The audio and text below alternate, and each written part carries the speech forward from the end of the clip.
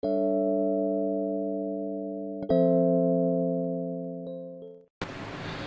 up, y'all? It's your girl Faven.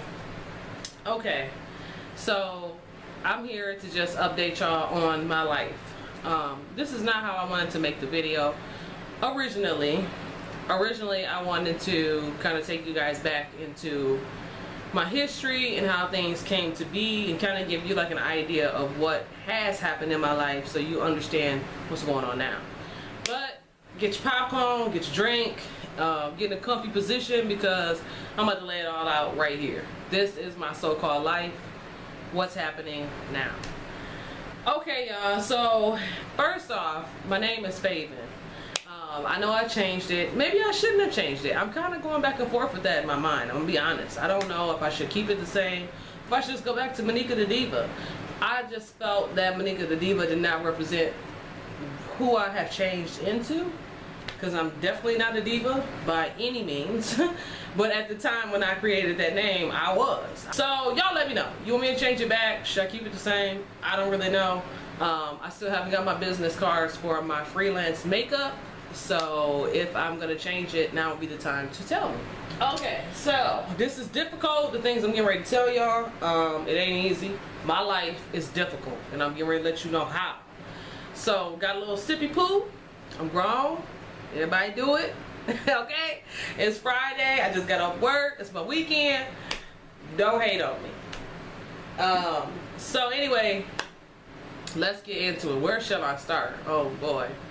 Okay, first of all, for all my new subscribers, thank you for coming to my channel and waiting for me to post this video, because I was supposed to do a life video for some time now. But my life is so crazy and hectic that I hadn't had a moment to do it. I'm sorry, but thank you for being patient and sticking with me, and for subscribing. So let's just start at the back, as far back as we can go, so that the new subscribers kind of know where everything is going. And for any of you who are already subscribed and don't know, this is what it is. Okay, so she is my dog, was my dog. I had got her about 2 months ago, but Callie fell down the steps. I didn't tell you guys about this, because a lot of times the things that happen in my life, I feel as if when I talk about them, they fall apart. I don't know if I just have bad luck, or I shouldn't be talking about them, or what. But I thought maybe if I don't talk about it, it'll pass, and then things will be okay. That ain't what happened. Callie fell down the stairs about 3 weeks into me having her, okay? And I wasn't home. I was at work. And I came home, and he told me that she had fallen. And her eye was really swollen. Like, really swollen.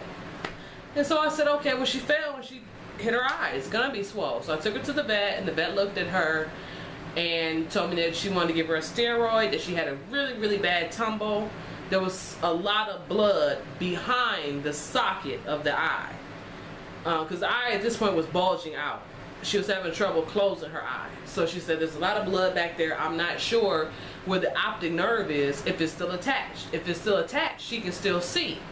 If not, she can't. But I have to give you something to keep, for her body to absorb the blood, because naturally her body will reabsorb it, but it's just going to take time. So she gave her a steroid, she gave her a painkiller, and sent us on our way. 3 days later, I took Callie back to the vet. Okay. Now, mind you, she's a puppy, so I've already paid part of her shots and for this eye thing.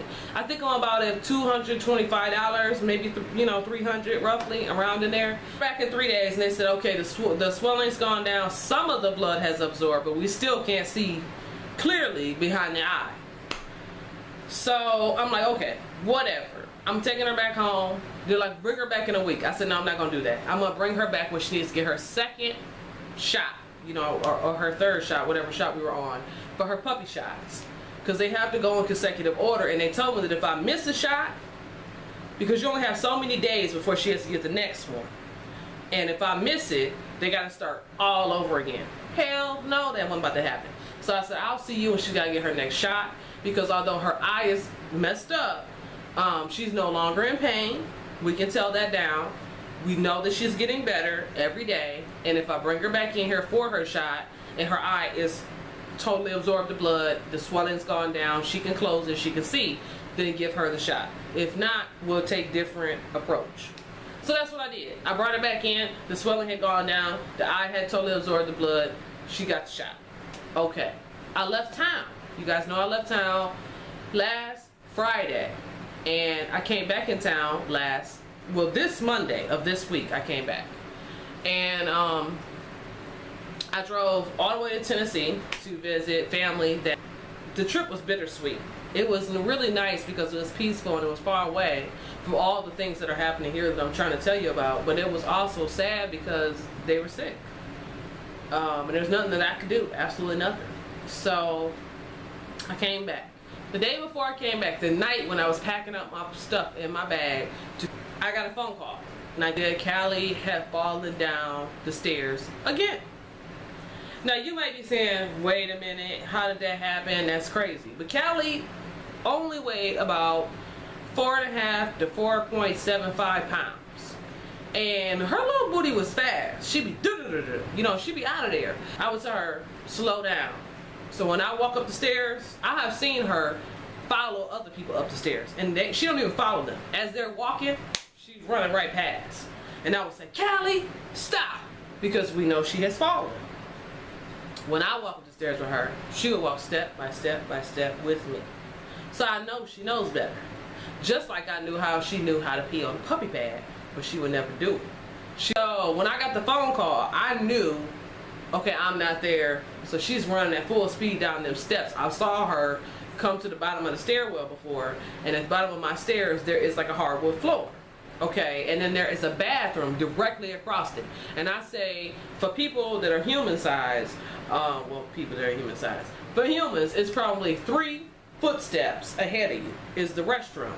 And you know, it's just a half bathroom, just a toilet and sink or whatever, and it's got a door that was shut. So I saw her run down the stairs at full speed, slide across the floor and hit the bathroom door, boom, and then start crying.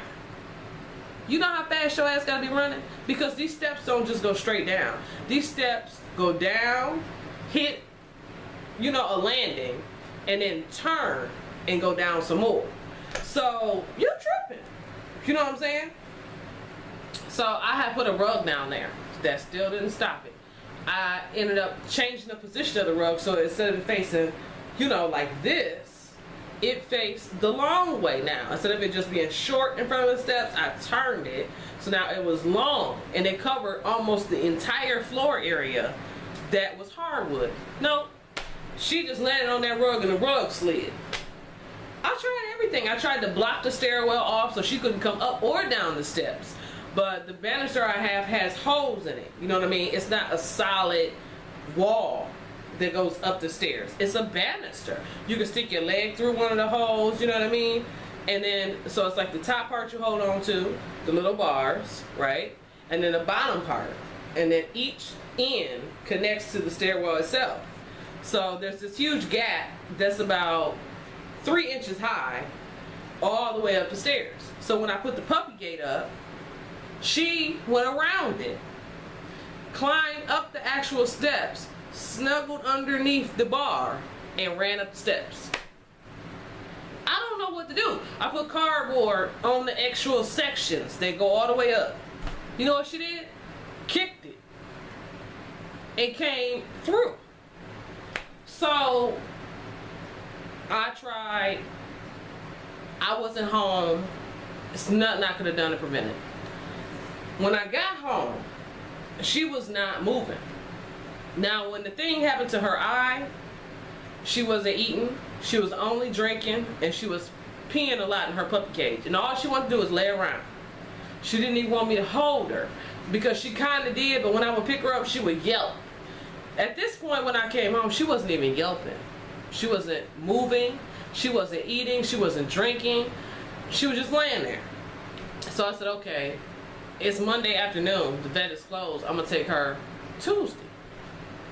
Tuesday came, I took her as soon as they opened up, and the lady told me, oh yeah, she's fine, she just has a lot of injury to her head.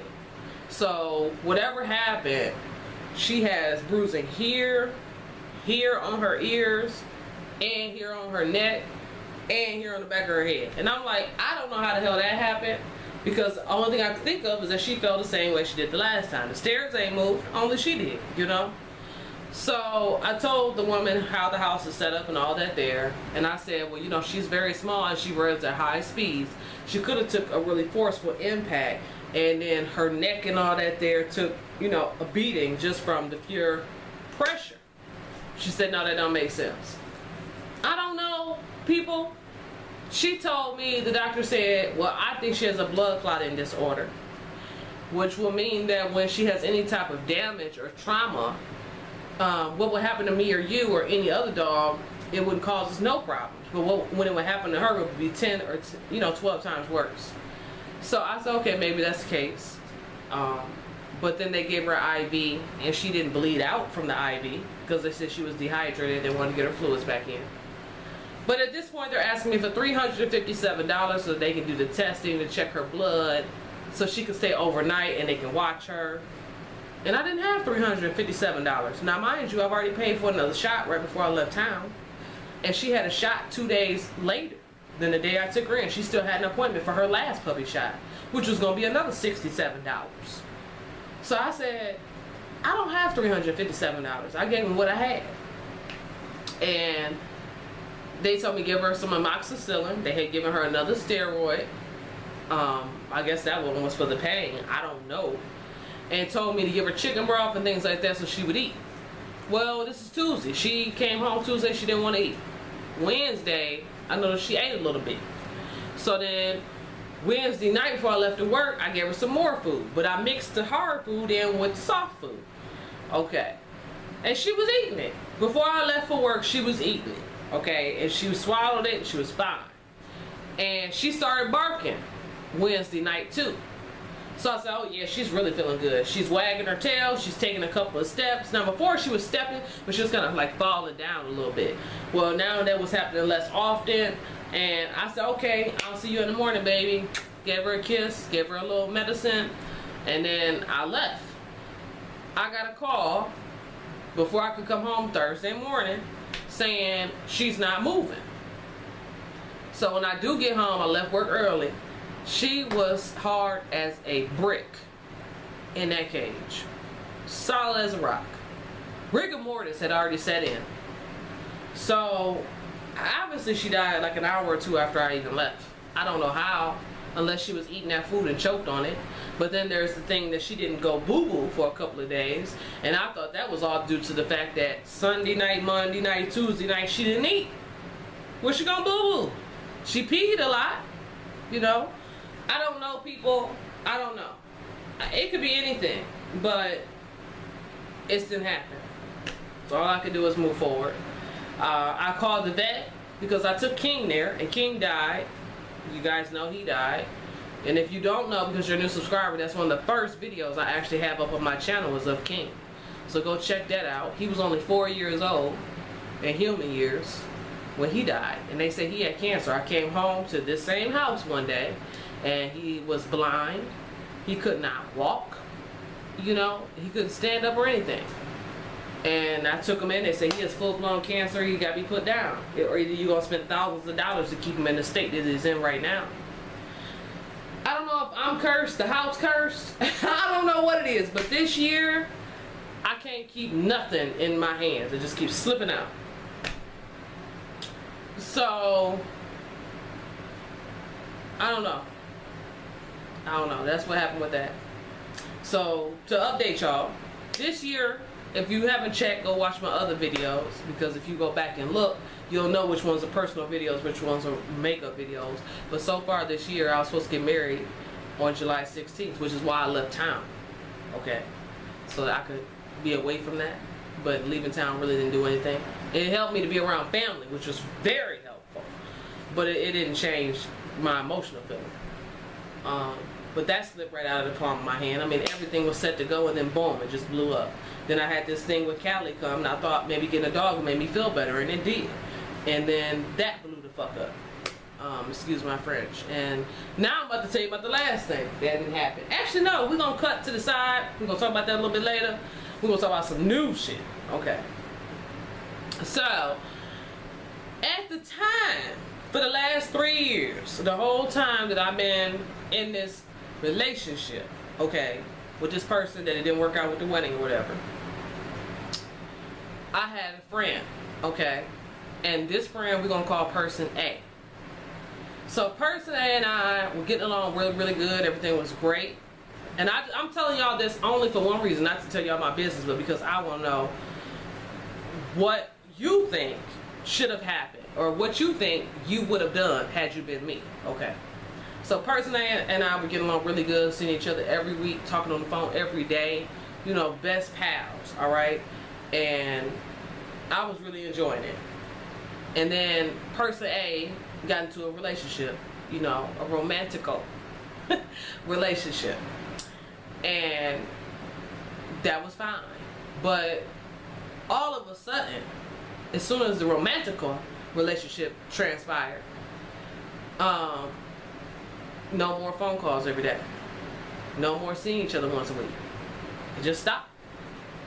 And I didn't say anything for a long, long time. Maybe 4 or 5 months. And then I said, hey, you know, I miss seeing you hanging out, blah, blah, blah. And then promises were made, but nothing changed. And then it was like, well, we would see each other on a humbug. So I'd be like, well, you want to go to the park or something? And then, you know, I would see person A. Or you want to come to church? And then I would see person A. It was very random, and it was very seldom. Okay. That was year 2. Year 3 is this year. I have seen person A twice. When I tried on my wedding dress, and at another event. But they were both necessary events. Okay, it wasn't like, hey, I want to kick it with you. I told person A, I don't get to talk to you on the phone. In fact, you told me don't call you because you don't want to be bothered. You know what I mean? You don't want to talk every day. You got stuff going on in your life. And my response was, you had stuff going on in your life since I met you. I've had stuff going on in my life since you met me. Yet we made time. How is that affecting things now? Because I feel as if that's just something you're saying. But they stuck to that. No, I can't. I also noticed that person A, during year 1, would tell me personal things that were happening during the present time and things that had happened in past tense. But during year 2 and year 3, they stopped communicating with me about present time struggles. So not only did the relationship change in how frequently we talked, the relationship changed in essence of how much we were bonding and how close we were, because I don't know anything that's going on in your world and you don't know anything that's going on in my world. The only thing that was really talked about, and that was, you know, more or less on my end frequently, was the romantical. You know what I'm saying? This is what's going on in my romantical world, what's going on in your romantical world, and it was more or less like, it's this and it's that and whatever. You know what I'm saying? So I told person A, I no longer want to be a part of this relationship because I feel like it's not beneficial to me. I have asked for a change. No change has happened. And also because when the wedding thing went down the toilet, person A was the first person I called. Okay, can you come and stay with me? I need to physically be around another person, not talk to somebody. I need to physically be around someone else. You know, I need intimacy, companionship. I need a friend. And person A told me, no, I can't do it, but I'll try to do it tomorrow. Tomorrow came, they didn't do it. Tomorrow came, and they were like, what do you mean? I told you I can't come by. Like, I'm confused or something. No, what you said was you was going to come by today, but you ain't come by.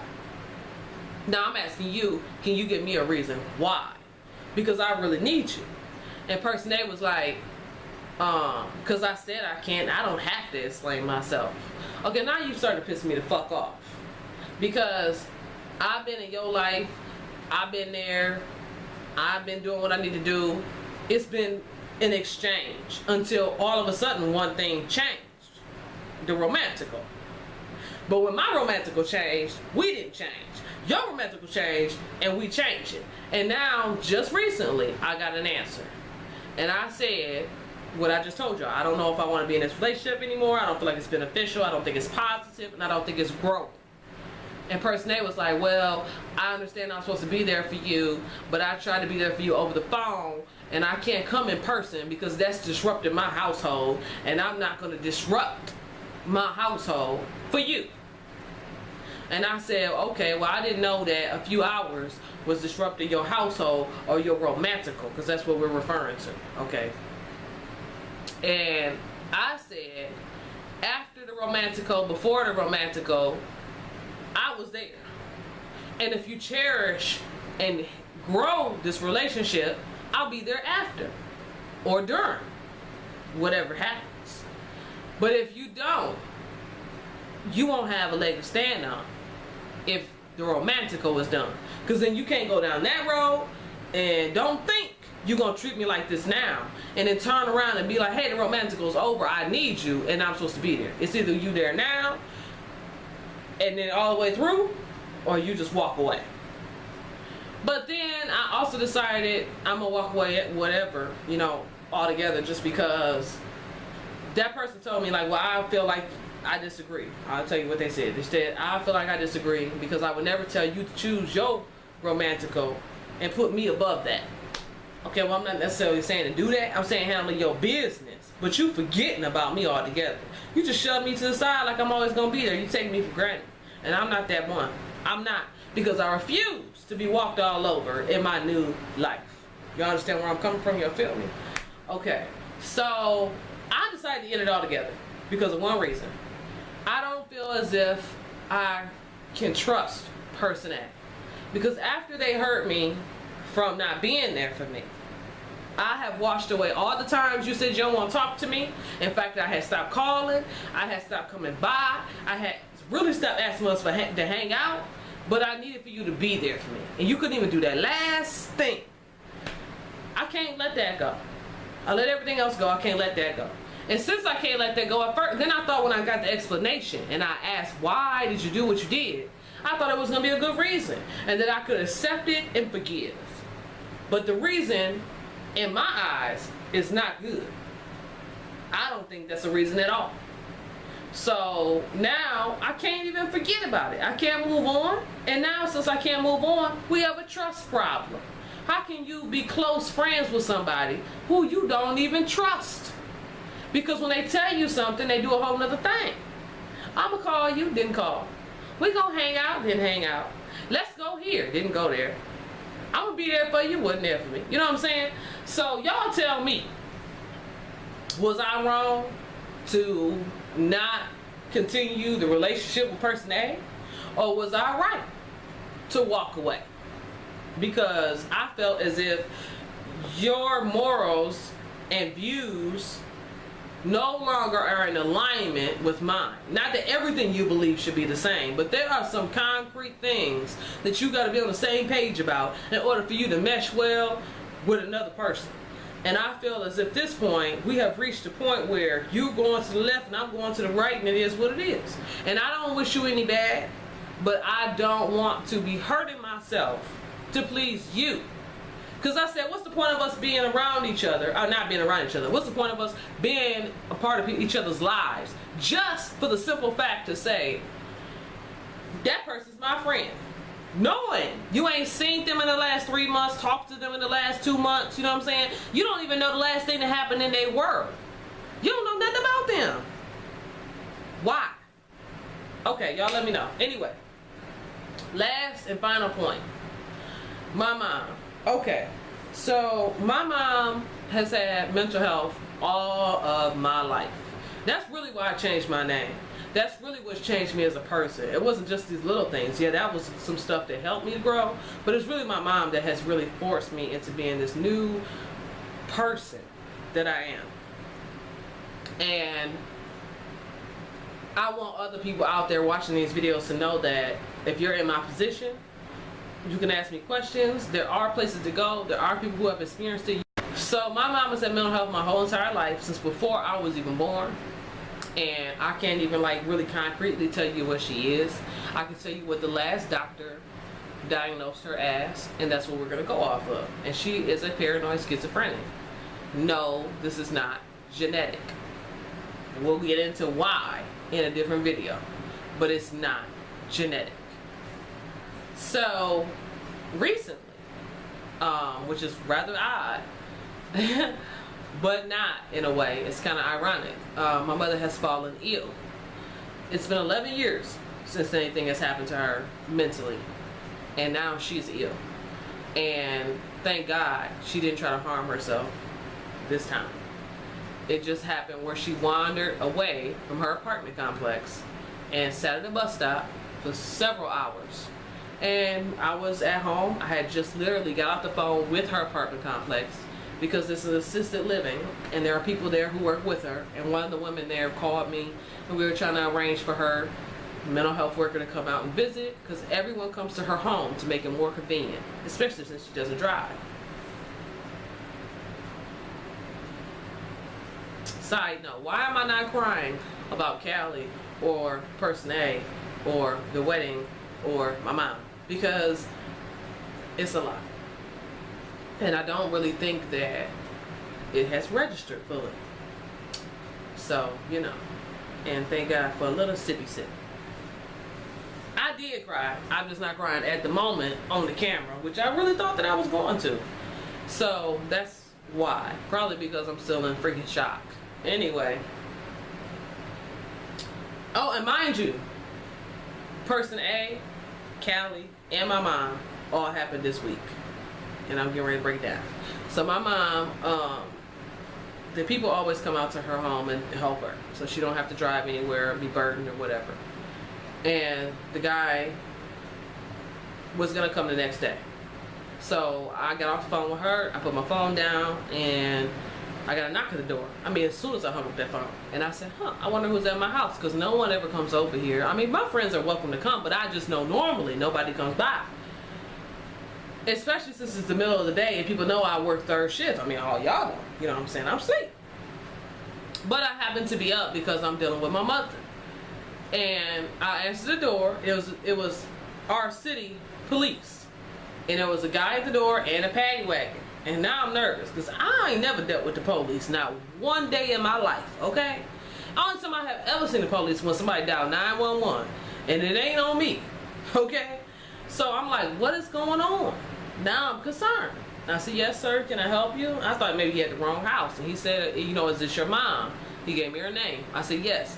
And he said, he started to say something, but my phone rang. I said, excuse me, I need to get that. So I'm going to get the phone, and it's the city police again on my phone. And they're like, yeah, we have your mom. And I'm like, what? And they're like, she's been sitting outside at a bus stop for several hours in the heat. Now, y'all know I live in the Northwest, and it's 90, 95 degrees outside, okay? And I'm saying, is she okay? He said, yes, she's okay, but she's very confused, and we think that she needs to go to the hospital because she said you were coming to get her. And I said, no, I'm at home.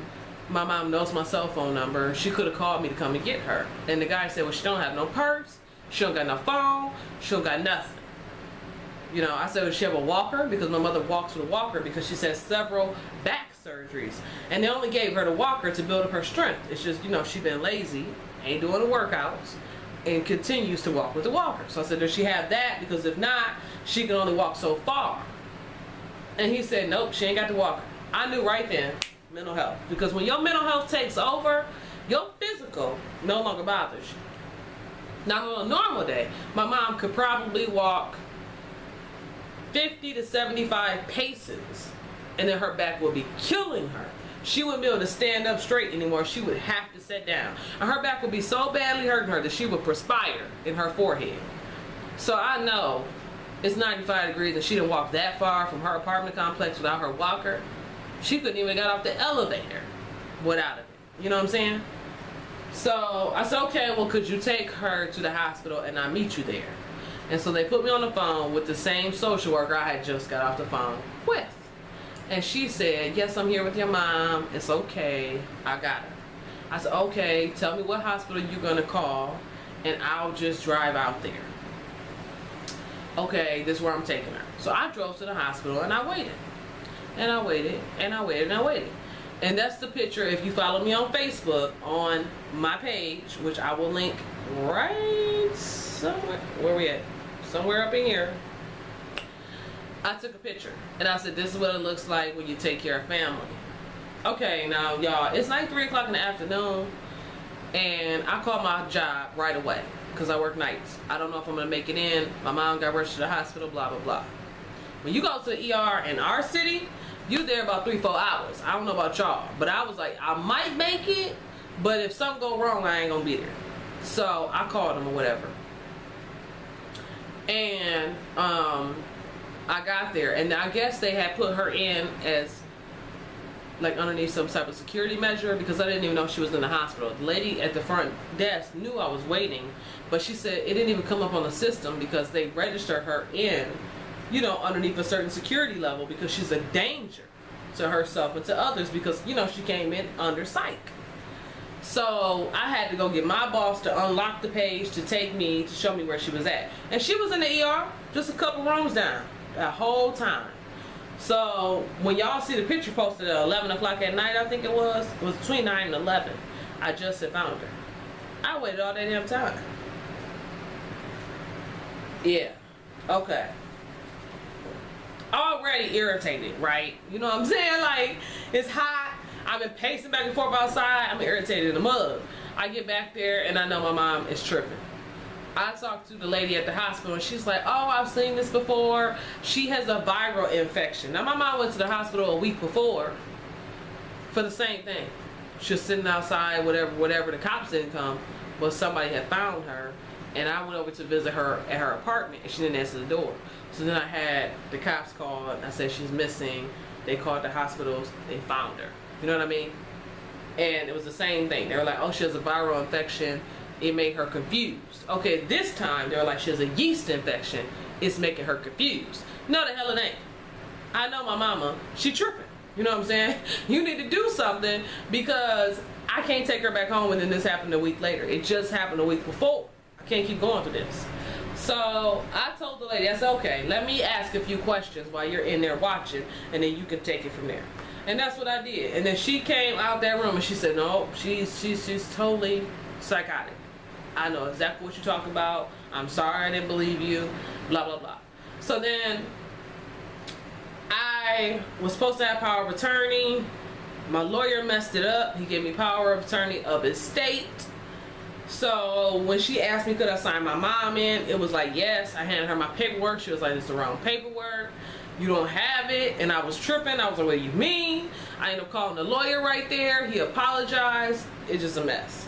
So she was like, it's okay. She's bad enough where I can do it myself, involuntary. So they ended up doing that. The people came out and they transferred her. Okay, so the people come to the hospital, they assess you, and then they send you to another hospital because the initial hospital that she was at doesn't have a psych unit. They sent her across town. Okay, fine. So she's been out there for quite a while and there's been a lot of miscommunication between me and the hospital. I think the hospital is taking very good care of my mother, but I think they suck at communication with each other and the family. I don't know how many times I've had people call me from her apartments saying that they have her mental health worker there, her home health aide, and nobody can get in the apartment. I'm like, what are you talking about? She's still at the hospital. Well, we got a call when it was wrong. You know what I mean? Ain't nothing changed. I don't know how many times I went to visit her at the hospital and they turned me around and said, you can't come in. You don't have visitation rights. Are you crazy? Because I talked to the doctor as soon as she came in the first day and I got off our visitation because I work third shift, honey. And I'm not about to go to work, come home, sleep for a couple hours, get up, come out here, go back home and go back to sleep. No, boo. This is going to be right when I get off work so things can be on a schedule. Because dealing with mama ain't the only thing I got to do. You know what I'm saying? Now, mind you, while my mom was in the hospital all this time, that was when Callie fell the first time. I think it was like 2 days later. And then just this last time that Callie fell, I'm going to get ready to get to that part of the story. So all this stuff was happening at the same time. Just You know what I'm saying? I'm pulling Nancy on y'all.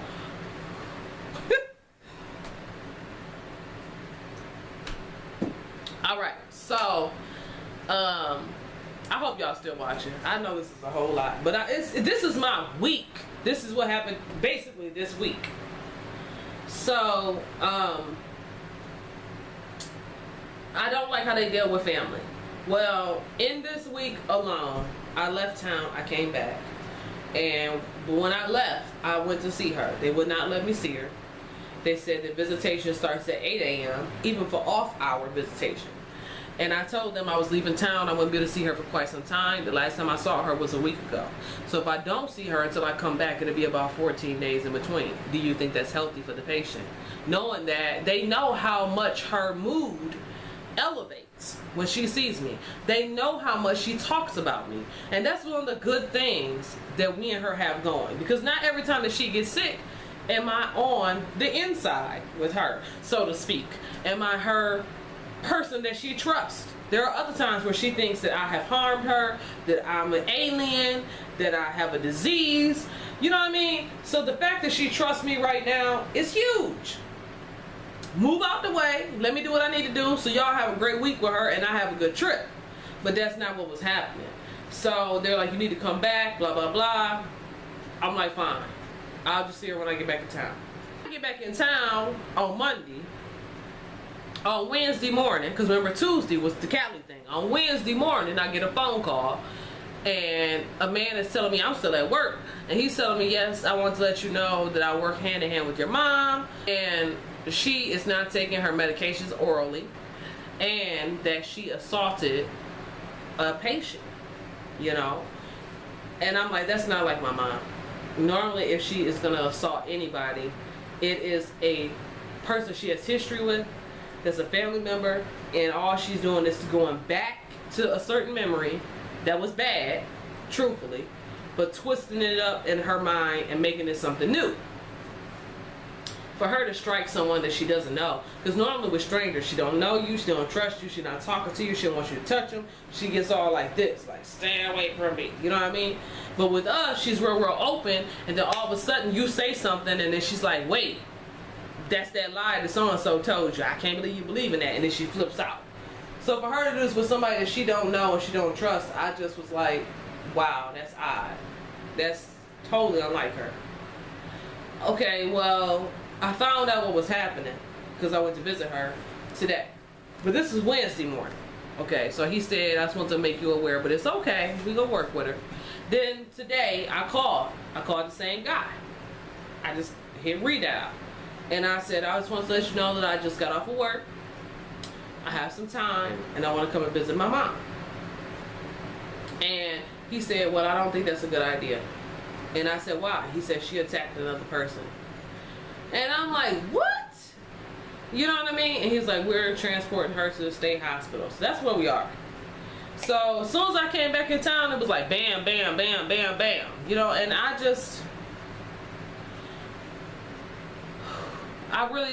don't want y'all to be like, oh my God, I'm so sorry, I feel bad. You can say that, but this is my life. I've literally been dealing with, there's so much more. There's so much more you don't even know about, and it's not having to do nothing with my mama.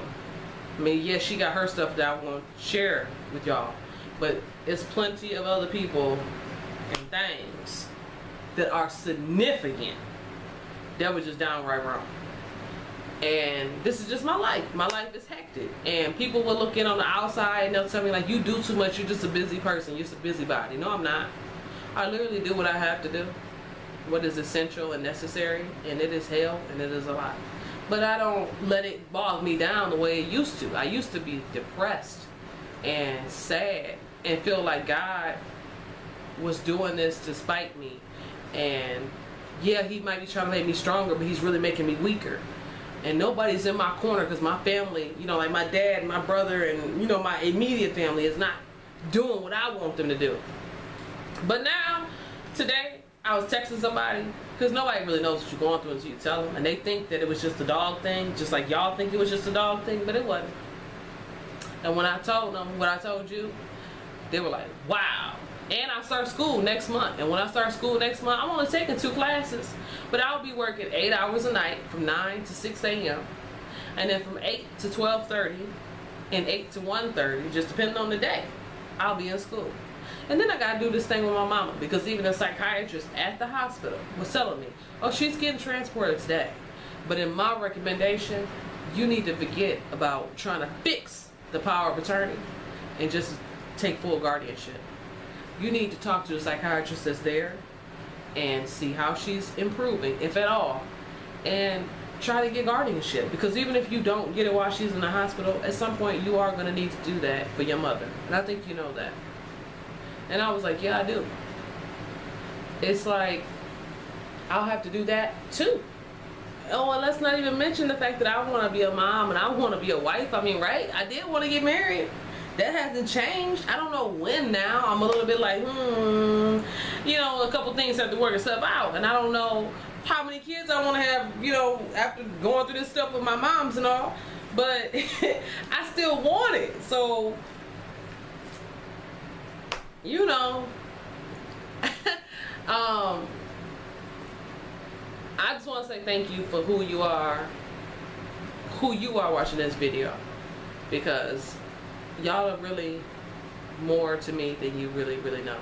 I used to watch people say that in their videos all the time, and I would think, well, that person's just being over dramatic, or wow, that person is really sincere and they only have that many subscribers and it means a lot to them, or wow, that person has 1,000 and something subscribers but they really mean that to them. Because sometimes people are faking, you could tell. I'm just saying, let's keep 100. But in my situation, I never really thought that the people that would have my back the most. And things are changing with me and my family, especially my immediate family. But I never really thought at the time where it mattered the most, when I was down and out, and I didn't have nothing, that people on the other side of the camera would be my backbone. You know what I'm saying? Would be the people who reach out to me, the people who send me Facebook messages, the people who I have their phone numbers and I can actually call and say, hey, I'm all fucked up. You know what I mean? And my church family is there for me too. They really are, and they changed a lot about my life. And that's the other thing I want to tell y'all. I have a prayer wall right over here. I made my makeup room, my prayer room, my meditation room. That's why I changed my background to my channel, because I meditate, I listen to music, I pray while I'm meditating. It's almost like I don't just stop and talk to God. I mean, I do, but it's rare. More or less now, me and God are like singing a song. We do this together all day long. Some people are just going through life and then they stop and they pray. I can't. At the status I am in my life, I have to put God on like a cloak. Like how I got this shirt on, I got to put God on in the morning. And I'm not just saying that because I'm trying to like claim a religious moment. I literally do that. Every step I take, I'm like, okay, God, we about to drive to work. Okay, God, we just got to work, we about to walk in. Okay, God, we about to talk to our supervisor. You know what I mean? It's like me and him. I don't know how else to do it. So that is how I make it through. Another way I make it through is because I don't take it too seriously. Because I used to be like, oh, it's my fault that all this happened. If I don't be there for my mom and she does something to hurt herself, I don't do that anymore. I don't do that anymore. I take everything for what it is and I let it go. Because life is fleeting. It's just a half of a second and it's done. You know, right now I am making these videos and I look all young and fabulous. Hey, boo. But one day I'm going to look back at this and I'm going to be all gray haired and wrinkled and it'll be over. You know what I'm saying? So I'm trying to enjoy it. I don't really want it to be too overwhelming. Yeah, I want to cry. Yeah, I want to be serious and be focused. But I can't be too serious. You know, it's a fine line and you got to learn to dance. You got to learn to tango. And that's why you really have to get down to the nitty-gritty about who you are, how things really affect you, how you really respond to it. You got to be truthful with yourself. You know, I started going to therapy, and that made me see a lot of things differently. And because of therapy, I was able to see, well, this and this and this happened in my childhood, and oh, that's why I respond to those things in this way. What can I do to change that? And I'll talk to you guys about that. That's called, you know, childhood regression. And I had to go back and look at things in a different way and really approach them in a different way. But I mean, it's a little deeper than that. I'll go into all that. But that is how I'm able to even still deal with my mom. But you know how hard it was for me to be in that psych unit today? Because she was literally today in a padded room. And I don't know what the damn state hospital looks like. I've never been there as an adult, you know. I've never been there as a child. I just only heard about it, you know. So it is very, very emotional to feel it, but not be able to show it. Because if I was to break down and start crying and not understand, it would trigger something in her. She wouldn't know how to handle that, or how to, you know, deal with that emotionally. So it's showing me other areas that I need to learn to grow and adapt to. Because me and my mother have a strained relationship. We are really, really close. She's my best friend. I'm closer to her than I am to my father, which is very weird. But now I'm starting to notice why. I'm starting to notice how our relationship is not really, truly functional. It's not healthy. And how I can tweak that and change me to make me a better person for her and for myself. So you really have to become this person that's fully grounded in you. And it doesn't matter what's happening around you or to you. You are who you are, and you can take life as it is. Because if you can't lift yourself up, if you can't protect yourself, if you can't be your own best friend, at the end of the day, that's it. And a lot of people in my position and have things that are going on in their life that are similar to mine are very, very dependent on intimate relationships with other people. And you can't be like that. You have to find a way to do it for you and all for you. Because at the end of the day, you're all you got. I know that's hard to believe and hard to accept. So this is what's happening. This is a long ass video, and I hope you watched to the end. I am going to do a little bit of editing. I know I said I wouldn't, but I'm going to tweak it a little bit for y'all. And this will be up today. So I love you. I love you more than you would even understand. I really, really, really do. Please hit me up on Facebook, Instagram, Twitter, the whole nine. Reach out, talk to me, be friends. Tell me how you feel about any of the things I talked about. If you've gone through this, if you know somebody's going through this, share the video with them so they can get some type of inspiration, some type of motivation and help. There will be many more videos to come going into further detail about how I actually have dealt with these things. I just wanted to come on today and kind of lay it out on the table for y'all so you kind of knew what's happening with me. Instead of me always telling you, oh, it's coming, it's coming. I just want to be 100 and just let it all go. Plus, this gives me something to look back on after my mother has come out of it and healed. Like I said, it's been 11 years since the last time. So let's see how long it is before the next one, if not ever again. And one day I can play this tape back and I can tell her these were the types of things she was saying to me and when it happened and how I was feeling and all of that. So I love you, and until the next time, deuces.